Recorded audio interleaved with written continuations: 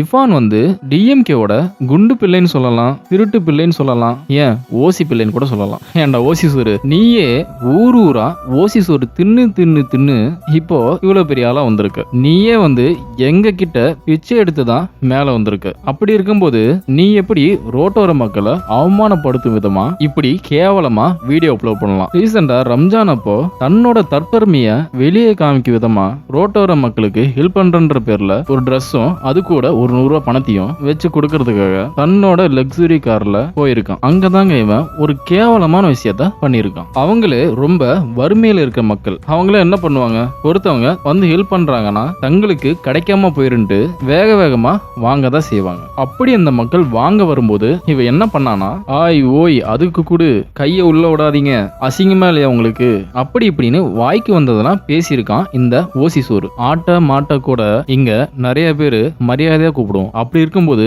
நீ எப்படா அவங்கள ஏய் ஓயின்லாம்? அது மட்டும் இல்லாம ஏதோ பேக்ரவுண்ட்ல பிஜிஎம்லாம் போட்டு ஏதோ அவங்க திருட வர மாதிரியும் இவன் வந்து இவன் ஒய்ஃபை காப்பாத்துற மாதிரியும், ஏண்டா டேய் அசிங்கமா இல்லையாடா உனக்கு?